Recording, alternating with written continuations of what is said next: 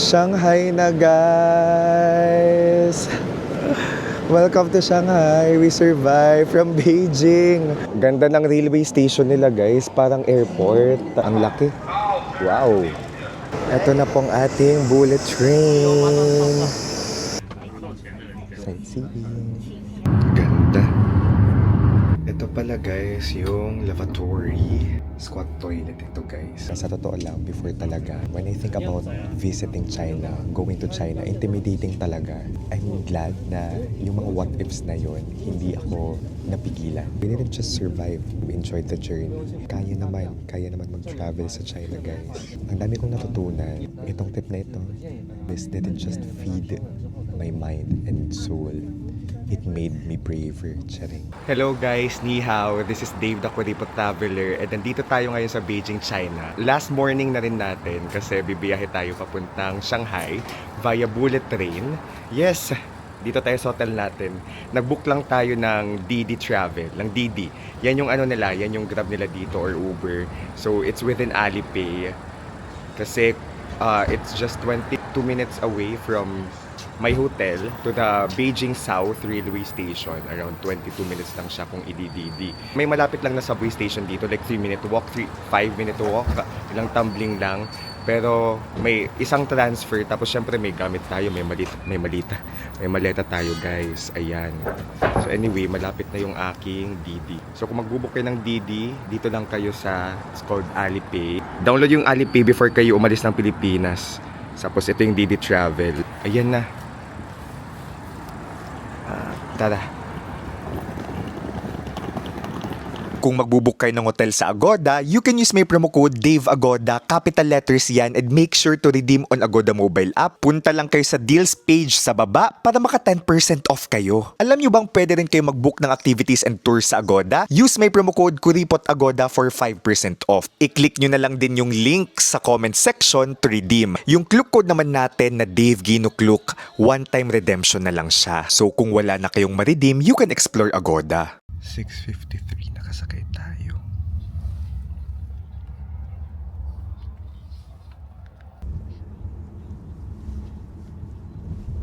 Yung hotel pala natin guys, it's called Jinjiang Inn, Wangfujing.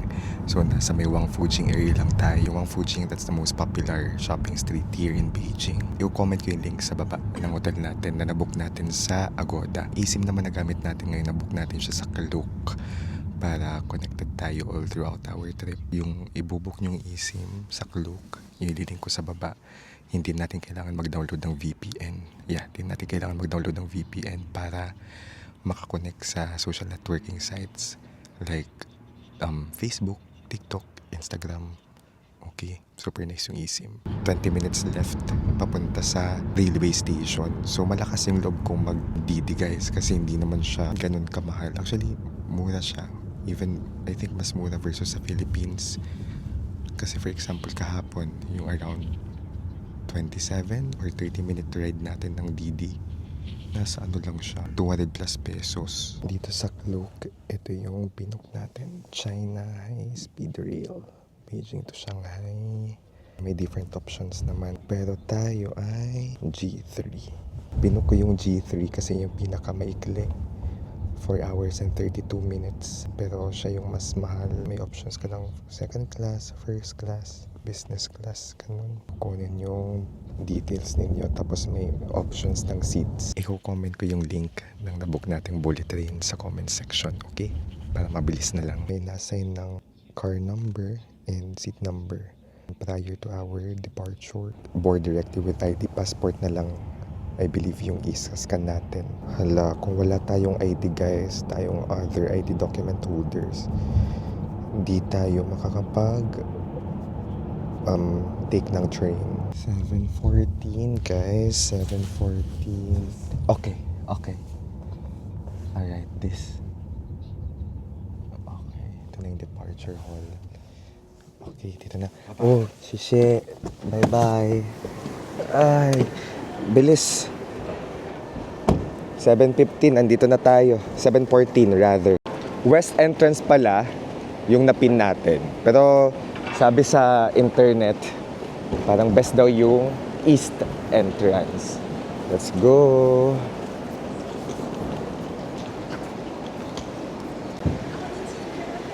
Tara.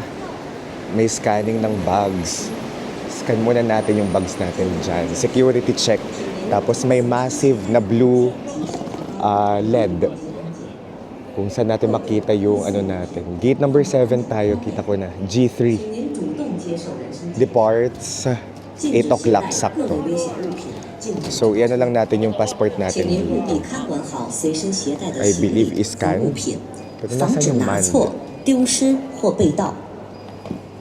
为了最大限度减少排队安检时间， Dito ata natin kailangan ibigay yung ano natin, passport dito sa manned person. Passport lang guys yung gagamitin natin dito. So no tickets needed. So dun tayo sa manned person dito sa right, pinaka-right pagpasok natin ng entrance. Okay, papakita yung passport sa kanya. Ayan. Binigay ko yung passport ko dito. Ay, okay, all good. Thank you. Nakapasok na tayo dito guys. Yung gate natin ay gate 7. So most likely nasa ano yun, nandito sa west or sa right side natin. So hanapin nyo na lang yung gate ninyo. Ganda ng railway station nila guys, parang airport. Wild. May mga kainan din dito guys. Alright? Restaurants. Kung magutom kayo. Tapos may restroom. Mag-restroom muna tayo before tayo pumunta sa... Ayan, nandyan na pala yung gate natin. Nakapila na yung mga tao for departure. Nandito na agad yung ano natin. Check-in counter or gate. And then dyan lang yung entrance. Tara.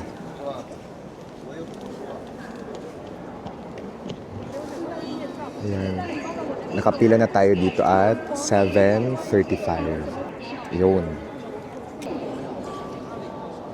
Ito yung mga check-in counter, yung mga gates. Pagpasok nyo sa entrance, ayan, lumalarga na guys. I believe passport lang din papakita natin dito. Bigay lang ata natin dito. Tama. Binigay ko lang ID ko.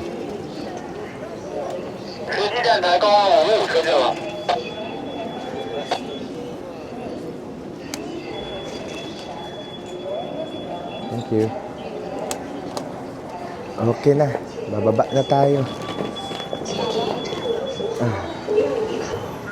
Success.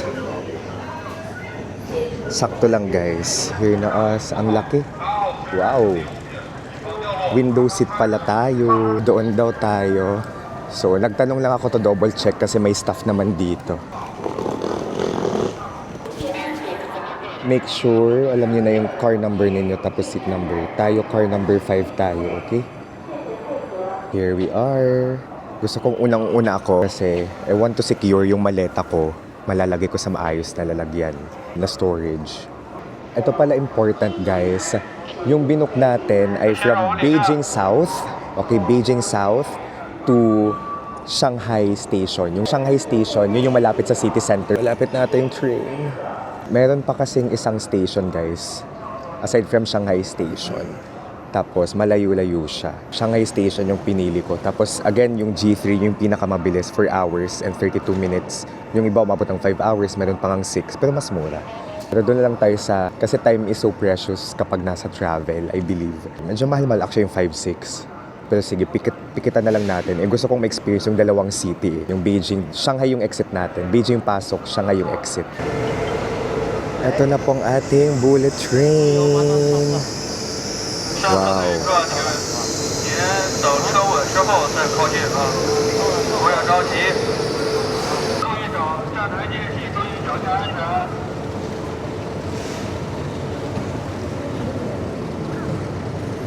Ito na guys. Pasok na. Kailangan natin malagay yung maleta ko.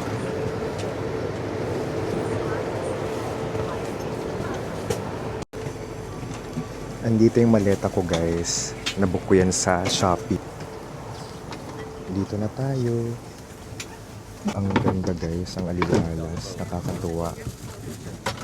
7:58 nag-close yung door guys. Before 7:55 dumating yung train. Make sure maaga kayo dito.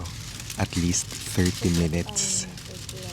30 minutes before your trip or safe na 1 hour before your trip, nandito na kayo sa airport. Sa airport, kasi mukha siyang airport. Railway station. Okay, 1 hour before. So, sakto lang alis natin sa hotel. Di tayo napagod with TT.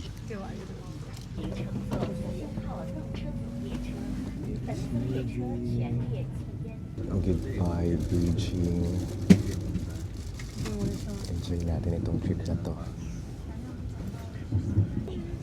May tray table here. Ayun.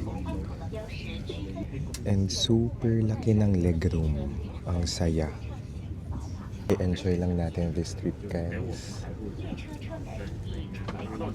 Sightseeing. Main character moments. Charing. Na para bang main character yan. Charing.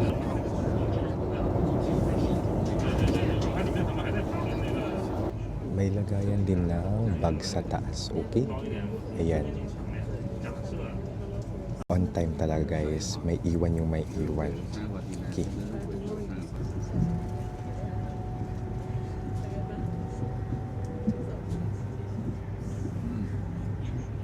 I will spend this time actually editing content para productive tayo.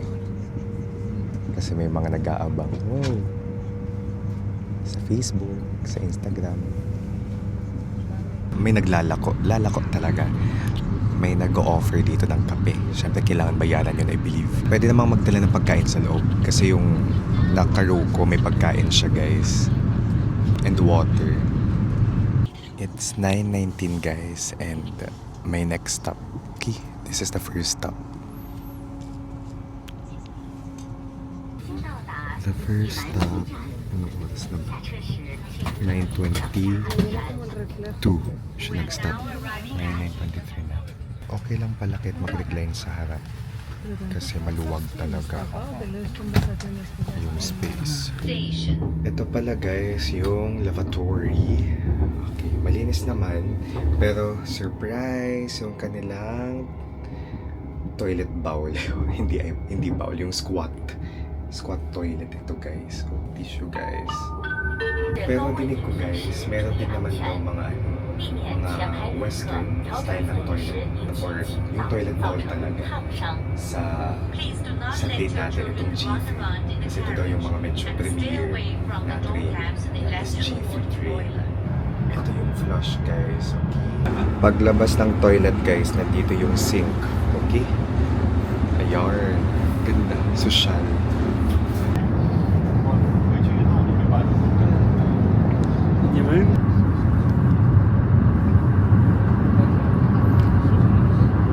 Ganda.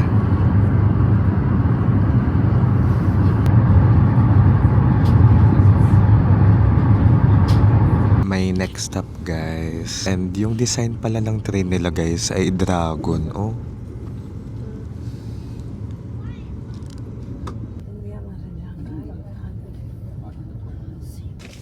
$12.26.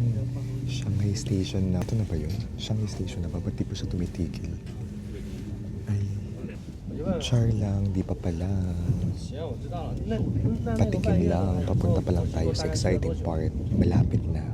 I-edit lang talaga ako ng nag-post lang ako sa Facebook ng thoughts, impressions about our Beijing trip. So that was a 4-day epic adventure sa Beijing.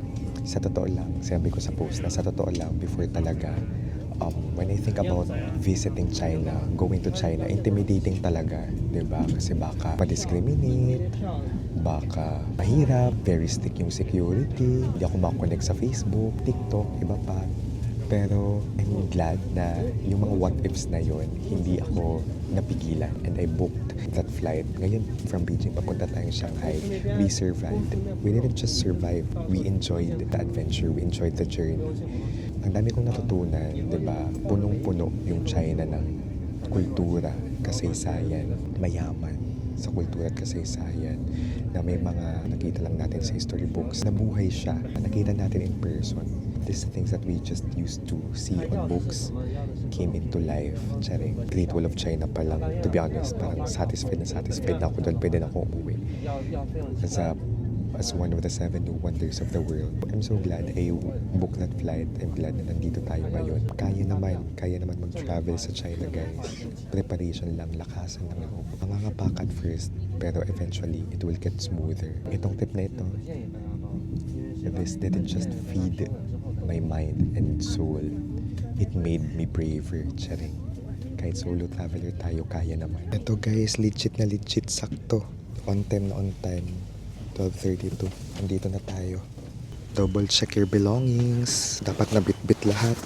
Welcome to Shanghai! Ayan guys. Shanghai na! Shanghai na guys! Welcome to Shanghai. We survived from Beijing. Ayan, bullet train lang is key. Yan yung bullet train, no? Wait, daming tao. Dito muna tayo. Ayoko makipagsabayan.